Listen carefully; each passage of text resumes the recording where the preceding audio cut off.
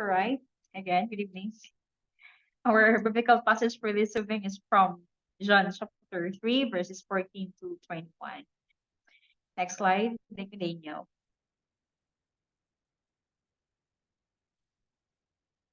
And just as Moses lifted up the serpent in the wilderness, so must the Son of Man be lifted up, that whoever believes in him may have eternal life. For God so loved the world that he gave his only Son, so that everyone who believes in him may not perish, but may have eternal life. Indeed, God did not send the Son into the world to condemn the world, but in order that the world might be saved through him. Next slide, please. Those who believe in him are not condemned, but those who do not believe are condemned already, because they have not believed in the name of the only Son of God. And this is the judgment, that the light has come into the world, and people loved darkness rather than light, because their deeds were evil. For all who do evil hate the light and do not come to the light, so that their deeds may not be exposed. But those who do what is true come to the light, so that it may be clearly seen that their deeds have been done in God. So that's our biblical passage for this evening. Now, again, I assume that most of us, not all of us, have this courtroom experience, inside courtroom experience. Or kung wala tayong experience, siguro ano din, nakikita na natin to sa movie, sa teleserye, o sa mga palabas sa TV, or even nakikita na natin to sa mga libro. When there is someone standing before the people inside the court, waiting for his or her sentence. And there will be only two words that is needed to be here, that are needed to be here when of the particular person waiting for his or her sentence. And that word is either he is guilty or she is guilty or not guilty.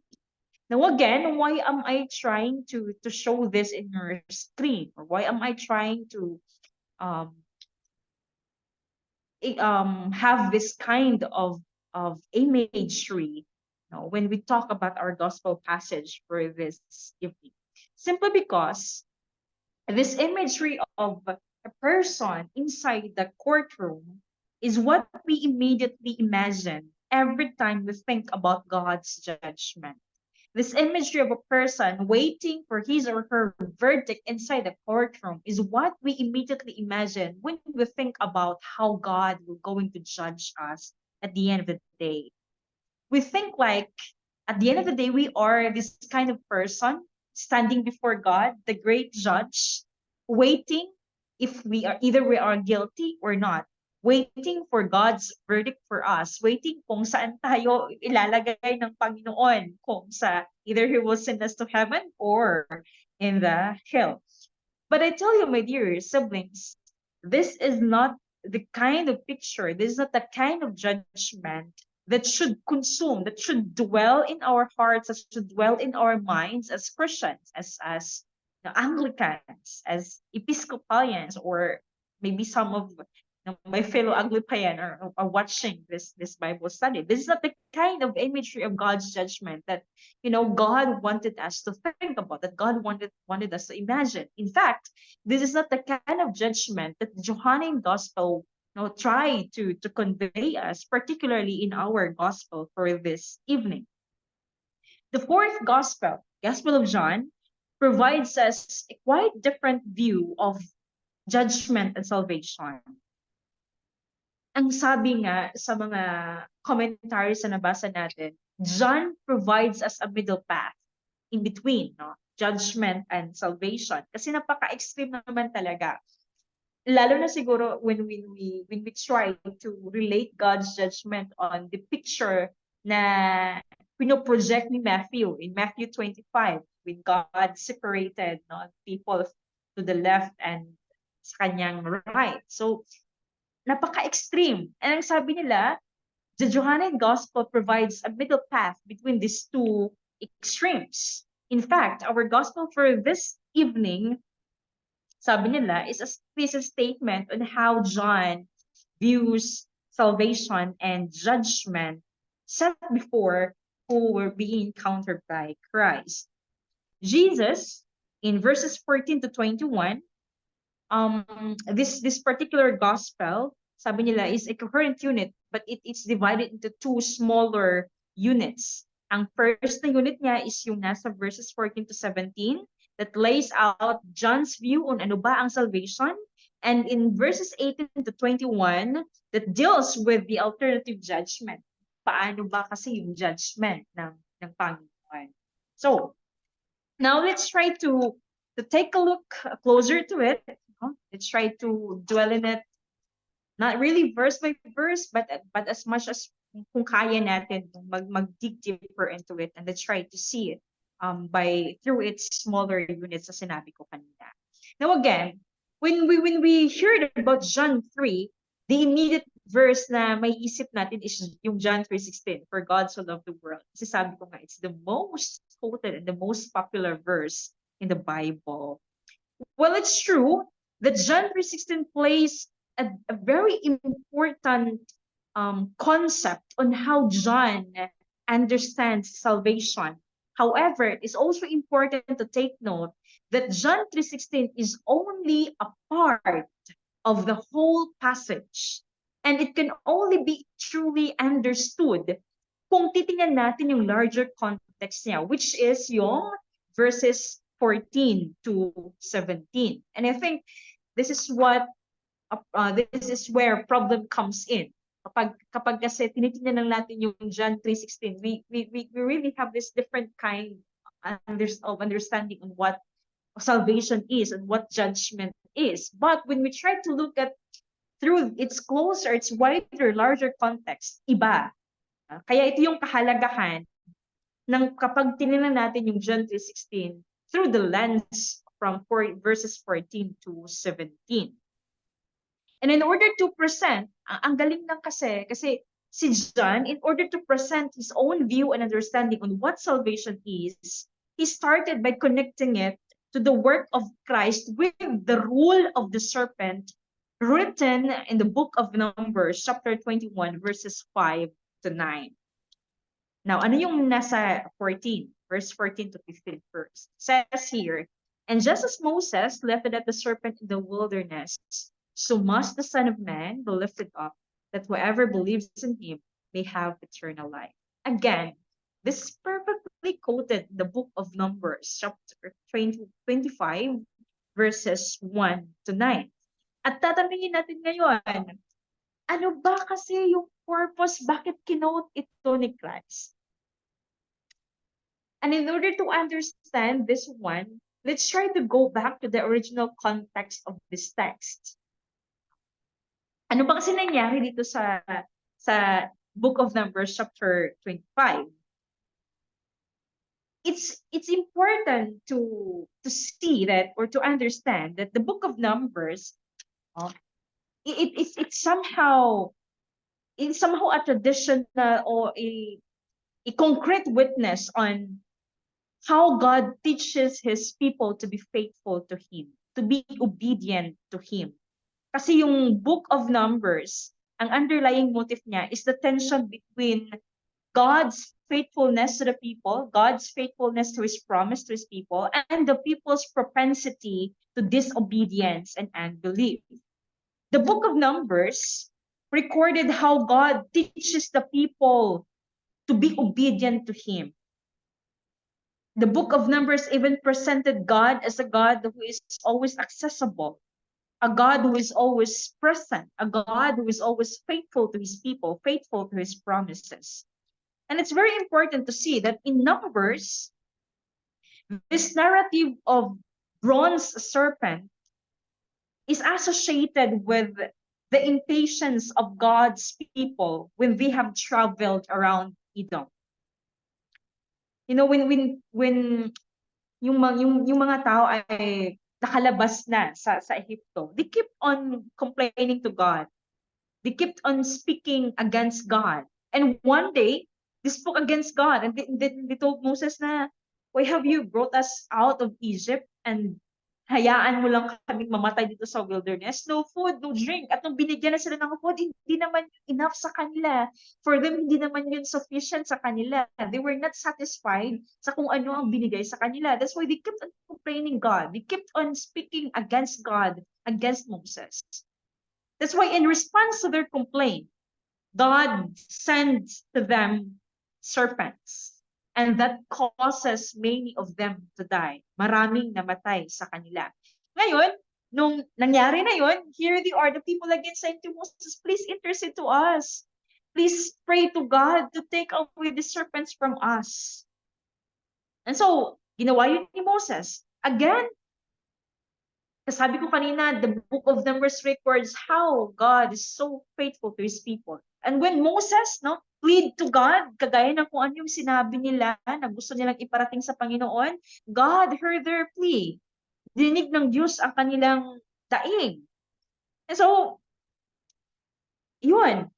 And God, in hearing their plea, ang pinaka-plot doon, ang pinaka-twist doon sa nangyari is that na-resolve yun, and God told Moses to build a bronze serpent to hold up. Now, if the people look at the serpent, they will be healed. They will be saved. But take note, ito yung context niya. Take note na yung ginawa ni Moses is a bronze serpent, meaning it's harmless. It's lifeless. It has no threat. The threat, kahit na ginawa ito ni Moses, kahit na nandun na yung bronze serpent, hindi naman nawala yung threat talaga ng live serpents kasi andun pa yun. The threat of the live serpents remained. And in fact, there was no physical preventative of that. It's just that God simply told Moses to build that bronze silver. While it's true that the bronze, the serpent, was provided as the way of healing, as the way of salvation for those who were afflicted, for those who were bitten. But the real remedy was faith. Kaya nga sabi sa isang commentary, there was healing, there was salvation, not because of that image of the bronze serpent. In fact, sabi pa nga niya sa kanyang commentary, I just forgot the author of that. Sabi niya, the people was willingly fooled. That bronze servant, the intention of that one is to willingly fool the people. Kasi yung salvation, yung healing, does not come from the image. As sabi ko nga kanina, it's true that the bronze image provides them or somehow a symbol of healing and salvation. But the real remedy of that one is their faith to God. By using the serpent, the text shows that those who were healed or those who were saved are those who trusted in God's grace. And the only remedy, therefore, was God and not really that bronze serpent. The serpent that is raised up did not have the power to give life or to heal to those who were bitten, to those who were afflicted. The people are not saved by the serpent, by the image of the serpent, but by their act of trust in looking into it. Now, thus, the image, yung image ng lifting up and looking into it becomes the paradigm of Christ's salvific work in verses 15 to 16, when it says there that whoever believes in Him may have eternal life. In John's view, therefore, the act of people, yung sinabing looking or beholding at that serpent becomes the explicit or becomes explicitly believing in verse 15. That's why hinighlight ko yung word na believe sa verse 15. The people looking to the serpents in order to live is a type of believing in the Son of Man in order to have eternal life. And this parallel is made more explicit in verse 16, our gospel for this evening. Now, next slide, Deacon Daniel. This is now the most familiar, the most quoted verse in the Bible. For God so loved the world that he gave his only Son, so that everyone who believes in him may not perish, but may have eternal life. I highlighted there the word world. In verse 16, there is, a very essential usage of the word world. In Greek, this is cosmos. And it is very essential in the emphasis of the universal scope of God's love and his salvific intention. God's giving to his Son is for the whole world. Take note of this one, siblings. He has given his Son to be lifted up, so to anyone, to be lifted up, that anyone may believe. As the lifting up of the serpent in Numbers 21 was intended for the healing of anyone who was bitten, so therefore the lifting up of man, or the Son of Man, is intended also for everyone. And this is the intention of God, very clear, no? Ang intention ng salvific action ng Panginoon is very clear in this particular verse. Yung scope ng kanyang salvific intention is very clear. It's for the whole world. It's for everyone. And so therefore, sabi nga nila, this particular verse suggests yung wide range ng salvific intention ng Panginoon. And no, we try to ask later on sa magiging reflection natin, we'll try to ask, ano ba what's within the world? Who are in the world? Kasi by asking this one, we'll try to figure out yung scope ng pagmamahal ng Diyos, yung scope ng salvific act ng Diyos. And take note of this particular verse. In verse 17, it continues, indeed, God did not send the Son into the world to condemn the world, but in order that the world might be saved through him. Verse 17, it states God's intention for the giving or the sending of Christ, his Son. Take note that the world might be saved through him. And I think this is the starting view of of how John views and understands salvation. It is now what yung sinabi ko kanina na middle path na binigay ni John. God's offer of salvation is intended for all. It is universal in scope and not aimed at one particular group only.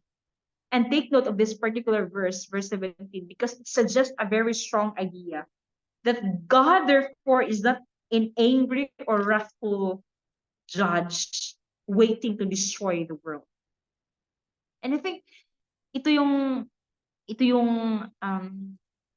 isa sa kailangan nating makita, because every time we try to figure out judgment, every time we try to figure out the end of the day, we always try to figure out God as a wrathful God.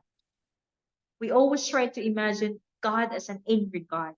But here is verse 17 in our gospel suggests that, God is not an angry or a wrathful judge. He's not an angry judge wanting or desiring to destroy the world. And again, I'd like to reiterate the idea that it somehow deconstructs our imagery of God in Judgment Day.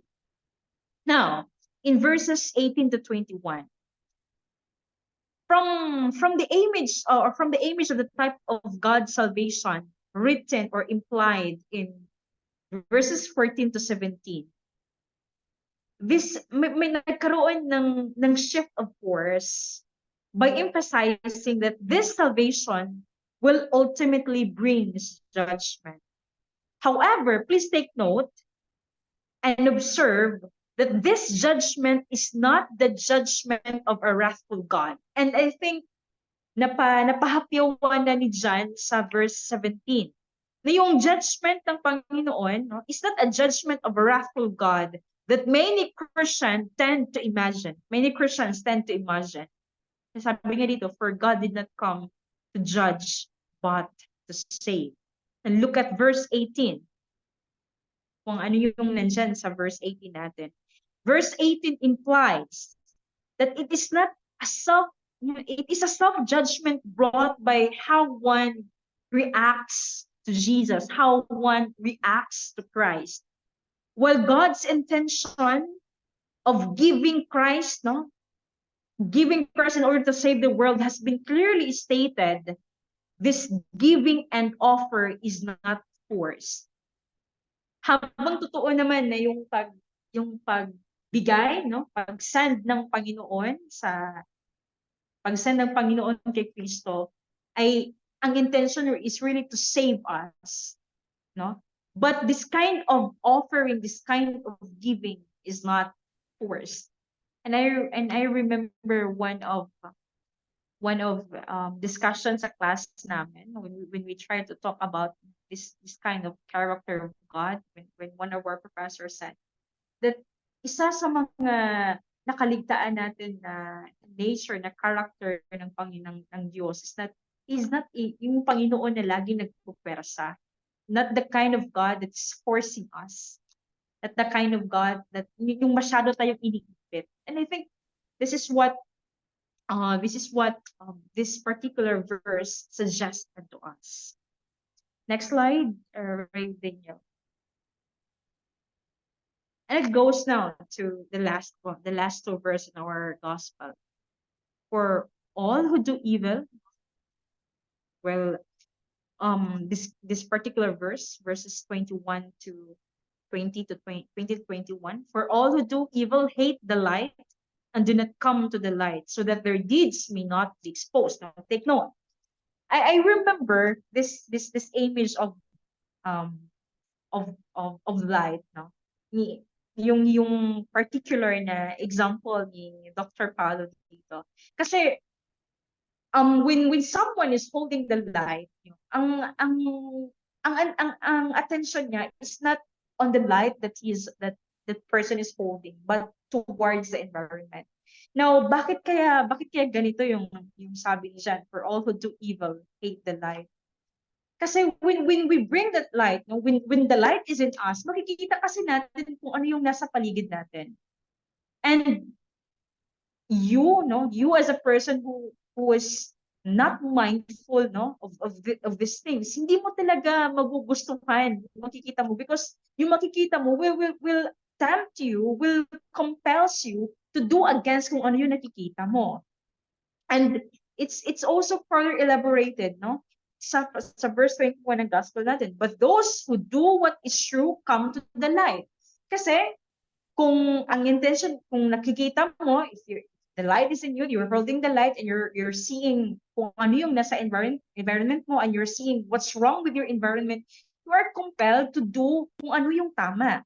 And yes, if you are doing what is true, so may ano talaga, may eagerness, no, to come into that light. God's offer of salvation is now expresses in terms of light. And light reveals what each person, or what kind of person we are. The language of believing or not believing is now expressed in the coming or not coming into light. And napakaganda yung memory verse natin for this evening. It says, but those who do what is true come to light, so that it may be clearly seen that their deeds have been done in God. So, this is it, brothers and sisters. Now, I'd like to share to you some reflections now of this our biblical passage for this evening. The first thing that I'd like to emphasize is about the thought of loving the world. Loving the world, no, is confronting what distracts the world. Can we go back to verse 16? The slide from verse 16 for video. Yeah, the one is this verse says, for God so loved the world that he gave his son, that everyone who believes in him will not perish but will have eternal life. Because it really emphasized this love of God to the world. And this kind of love that God has shown into the world compels us to manifest also our love to the world. Kaya ang question ngayon sa atin, what does loving the world truly means? And well, it does not literally means what we are currently enjoying, no, sa kanya-kanyang buhay natin. But maybe let's try to ask the question, or let's try to think about how can we manifest this kind of love of God? How can we manifest this kind of love to the world? Sabi ko kanina, loving the world means confronting what distracts the world. As loving doesn't always mean conforming, kasi feeling natin kapag kapag nagmamahal ay always nagko-conform. Loving is not always that way, but sometimes loving means confronting. And loving the world, manifesting our love to the world, for me means confronting what distracts the world. Ngayon, tanongin natin yung sarili natin, what's within the world? Who are in this world? Ano ba yung meron sa mundo at sino-sino ba yung nasa mundo? Of course, people and everything that na nakikita natin. All of this ay ito yung component nagko-comprise sa mundo. Now, let's try not to ask the question, what distracts the people? What distracts the nature? Kasi kung alam natin kung ano yung nagdi-distract, then alam din natin kung ano yung i-confront natin in order for us to manifest this love of God to the world. Siguro una nating isipin ngayon, yung una talaga is, first yung question, what's with the world? It's people. Now, with regards to the question, what distracts people? Una, hunger. Second, killings. Third, inequality. Another one, racism.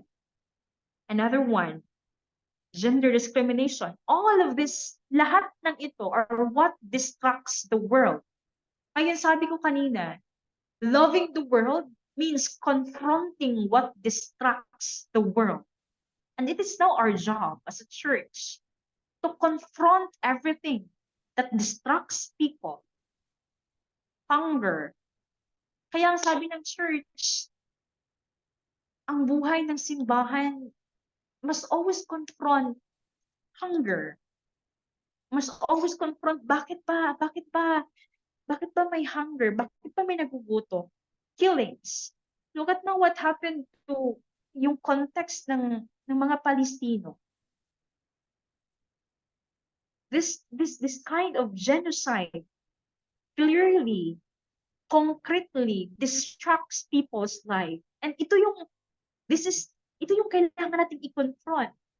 Kaya nga matindi yung panawagan ngayon, either in social media or sa lahat ng mga churches, to never stop speaking for Palestine, to never stop speaking against genocide, against this killing. And I think, kahit sa konteksto natin sa Pilipinas, killings are rampant. Sa news, makikita natin ito lagi. Inequality is rampant. Racism rampant. Gender discrimination rampant. Again, all of this are what distract the world. And we are the challenge, isa sa mga challenge ng gospel natin ngayon is to confront everything that distracts the world. Isa sa mga challenge ng gospel natin is to manifest God's love to the world. And again, kung bound tayo sa challenge na ito, then bound din tayo to see and to confront again these things are currently happening. Nature, what distracts nature? Look at the climate crisis. Lahat ng mga ginagawa natin ngayon against our nature, all of this distracts the world. Kaya sa question ko kanina, how can we manifest God's love to the world? Napakalaking hamon to sa atin. As a baptized, as a church, as an Anglican, as an Anglican, lahat ng to ay napakalaking hamon. Second, this particular verse also reminds us how limitless God's love is, how boundless God's love is. And this kind of nature of God's love compels us also to love limitless. Yung pagmamahal na walang boundary, yung pagmamahal na walang limit, yung love that will embraces all, love that will accepts everyone, love that will welcomes everyone. This is the kind of love that, you know, kailangan din na ipakita natin as a church, as a baptized. Third na message or challenge ng gospel sa atin ngayon. I think the gospel also reminds us that salvation is not our business. Judgment is not our business. Salvation is God's business. Judgment is God's business. It's not ours. And in relevant to this one, we are truly reminded as a church, no, to confront sometimes, how we act towards people, how we act towards our fellows. Sabi nga ng isang seminarista na nakausap ko kanina, ang mundo daw ay sobrang mapanghusga. Ang mga tao daw ngayon ay sobrang mapanghusga, mapanglait. And I think this is now isa sa mga maganda na mensahe o challenge ng gospel sa atin. It reminds us that judgment is not our business. Salvation is not our business. It's God's business. And walang kahit na sino man ang pwedeng magsabi that salvation is only for them. Walang kahit sino man na grupo o sikta ang pwedeng magsabi that salvation is only founded or founded for them. Another message of our gospel this evening is yung challenge coming into the light and not coming to the light. Nasabi ko na to kanina. Ano ba kasi yung challenge when we come into the light? Sabi ko kanina, when light is in us, kapag dala-dala natin yung light, nakikita yung paningin naman natin ay hindi towards that light. Okay? Kasi wala namang, sabi ni Dr. Paulo, wala namang magdadala ng lampara, wala namang magdadala ng flashlight na yung eyes niya ay nakatutok doon sa lampara. Of course, if you are holding a lamp, yung eyes mo ay towards sa environment mo. And this is now the challenge of coming into the light. Because coming into the light compels you to see what's within your environment. Coming into the light compels you to act what's wrong within your environment. So sabi dito, when someone who do evil really hate the light. Kasi nakikita mo makikita mo talaga. And kung makikita mo, you are compelled to act towards that, to act against that, kung ano yung makikita mo. And those who do what is true, come into the light. Kaya yung isa sa mga magandang hamon sa atin bilang simbahan ngayon is to persist coming into the light and to see pansinin natin kung ano yung nasa paligid natin and to act kung ano yung nasa paligid natin. And I think this is now the challenge of faith. Comes the challenge of faith. I remember one particular author who said, faith is not a noun, faith is a verb. Because it requires us to act. It compels us to act. And someone who has faith coming to the light really compels you to act kung ano yung nakikita mo. So I think, dear siblings, ito yung hamon ng ebanghelyo natin sa gabi ito. Ito yung malaking challenge ng gospel natin sa I hope no na through this biblical passage we all be ignited no, really to act as a church, to recall the essence of our baptism, and to think kung ano yung kaya nating gawin na in manifesting God's love to the world.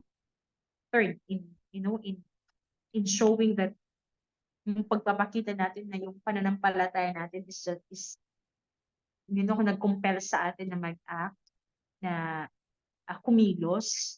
And another thing also is that um how we are very pagiging totoo natin. I mean yung action natin towards coming to that light. And I think the bottom line of this is to really go back yung rule natin as a church, to go back yung calling natin sa church, to go back yung calling natin individually as a baptized member of Anglicans, Episcopalians. I think that's it. Reverend Daniel. Yeah, I have here guide questions for discussions. So let's have a look through the questions first.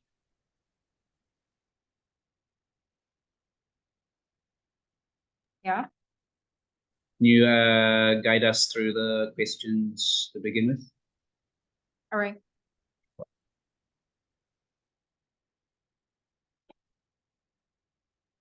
So I only have here three simple questions.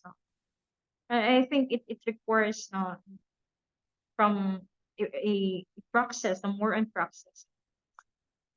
Una, in the face of cruelty, how can we as the church of the day manifest God's love to the world? Second, the world is in the darkest phase today. What does it mean to you personally when the gospel says, come into the light? Come into light. And third, very practical question. What message does the gospel say to you as a believer and a member of this church, whether you are an Episcopalian or an Anglican? Because I saw some of IFI who are with us in the room. Yeah. So ito lang naman yung guide question natin for questions for our discussion this evening. All right. Thank you so much once again for inviting me to be here. I really hope that our gospel for this evening ignites us all individually as a believer and ignites us in our mission as a church, our goal as a church. I'm so glad hearing your reflections, hearing your comments, because that only manifests and that affirms that we are all conscious about our role as a baptized, and we are all conscious on our role as a church. I pray that may our Lord continue to heighten and ignite our sense of mission, our sense to serve, our sense to involve our whole life in the life of the church, to connect our own life to the life of the church. And for our closing prayer, let us pray. Loving God, you who told us that you love the world, and through this love you have sent your Son, Jesus Christ. We praise and we thank you, dear God, for the limitless and boundless love you have manifested into us. We thank you for the opportunity you have given unto us to learn, to grow through your words, through your gospel this evening. We continue to beseech your Holy Spirit, God, to inspire us in our works as a church, to strengthen us, and to continuously reminds us that we who are the recipient of this love should manifest this love to our neighbors, to our family, to our friends, to everyone that surrounds us. We pray, dear Lord, that we may continue to grow in wisdom, to grow in service through your gospel. ignite us, inspire us, direct us, move us, oh God. To this we pray through your Son, Jesus Christ, our Lord. Amen.